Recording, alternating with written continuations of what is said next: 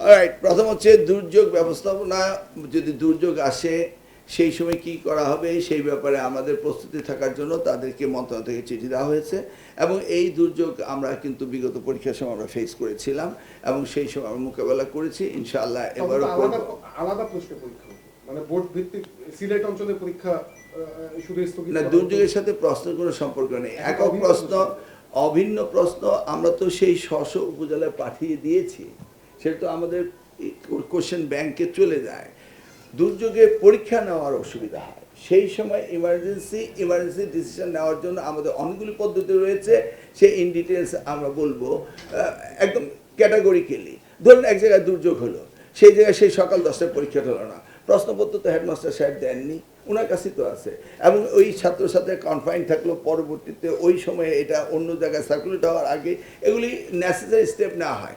দুর্যোগের জন্য আমরা চিঠি দিয়েছি, প্রস্তুতি রয়েছে। একক প্রশ্ন সারা বাংলাদেশে আমরা একক প্রশ্ন এবার পরীক্ষার ব্যবস্থা করেছি, দেখি কি হয়। এটা আপনারা জানেন, এক এক বোর্ডের সাথে এক এক বোর্ডের প্রতিযোগিতা থাকে। কোনো বোর্ড বলে একটু রিল্যাক্স প্রশ্ন করে, কোনো বোর্ড স্ট্রং প্রশ্ন করে। এক বাংলাদেশে পরীক্ষা দেবে এসএসসি এবং এইচএসসি, ভিন্ন প্রস্তুত হতে পারে না, এটা হয় না। আপনি ও লেভেল এ লেভেলে এক দেশ থেকে আরেক দেশে প্রশ্ন উত্তর ভিন্ন হয় না, সেই জন্য আমরা এটা করেছি, ভালোর জন্যই করেছি। ধন্যবাদ। নেক্সট, ভর্তি পরীক্ষার ব্যাপারে, হ্যাঁ ক্লাস ওয়ানের ব্যাপারে আমরা বলেছি ভর্তি পরীক্ষা একটি নামমাত্র ভর্তি পরীক্ষা নেব, এখানে কোচিং সেন্টার যাওয়ার মতো কোনো ভর্তি করা না। অ্যাট দ্য সেম টাইম প্যারালি আমরা ক্যাশমেন্ট এরিয়ার উপরে কাজ করছি। আমরা ক্যাশমেন্ট এরিয়া প্লাস একটা নমিনাল ভর্তি পরীক্ষা নিয়ে আমরা সিট অনুযায়ী সেইভাবে ব্যবস্থা করব।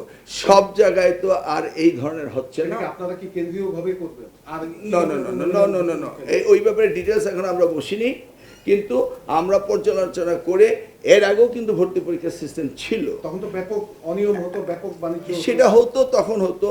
এখন আমরা দেখছি, আমরা করে নিই, তারপরে আমরা ক্যাশমেন্ট এরিয়া প্লাস পরীক্ষা দুইটাকে সমন্বয় সাধন করে করব। এমন কোনো পরীক্ষা আমরা দেবো না যে নিউরো সায়েন্স বানানোর জন্য আমরা ক্লাস ওয়ানের ছেলেমেয়েদের পরীক্ষা দিচ্ছি। আপনারা একটু সময় দিন, দেখুন, ইনশাল্লাহ দেখতে পাবেন। প্রথমত আমরা যে বৃত্তি পরীক্ষাগুলো হয়নি, প্রাথমিক এবং মাধ্যমিক, সেগুলো আমরা এসেই শেষ করেছি। এবং সেই সময় আমরা যে প্রবলেম ছিল প্রাথমিক বিদ্যালয়ে, যে প্রাইভেট স্কুলগুলো জয়েন করতো না, কিন্ডার গার্ডেনগুলো, সেগুলোকে নিয়েও আমরা সেই সমস্যার সমাধান করে আমরা সেটা শেষ করেছি। এবং আগামী দিনে বৃত্তির যে অ্যামাউন্ট সেটাকেও আমরা বাড়িয়েছি। ইতিমধ্যে আমাদের মাধ্যমিক পরীক্ষা সুন্দরভাবে আপনাদের সহযোগিতার কারণে হয়েছে, প্রশ্নপত্র আউট হয়নি, এবং আমরা মাধ্যমিকের রেজাল্ট আমরা ঘোষণা করব 20 জুলাই, 2 মাসের মধ্যে। আমরা সেশন জট কমিয়ে আনার জন্য সিলেবাস শেষ হওয়ার পরেই এসএসসি এবং এইচএসসি পরীক্ষা নেওয়ার ব্যবস্থা করছি, এবং আমরা 1 বছর আগেই এসএসসি এবং এইচএসসি পরীক্ষার সময়সূচি আমরা ঘোষণা করেছি। আমরা বিভিন্ন ক্ষেত্রে শিক্ষার মান উন্নয়নের জন্য যে সমস্ত প্রজেক্টগুলো রয়েছে সেগুলি চলমান, সেগুলি সবগুলি আমরা করছি। ইতিমধ্যেই আমরা ন্যাশনাল ইউনিভার্সিটির একটি প্রোগ্রাম 12,000 শিক্ষককে আইসিটি ট্রেনিংয়ের ব্যাপারে, সেই প্রোগ্রাম উদ্বোধন করেছিলেন আমাদের মাননীয় প্রধানমন্ত্রী, সেটাও আমরা সম্পন্ন করেছি। আমাদের innovation idea showcase, start up, এই অনুষ্ঠানগুলো আমাদের সারা বাংলাদেশে ব্যাপকভাবে চলছে।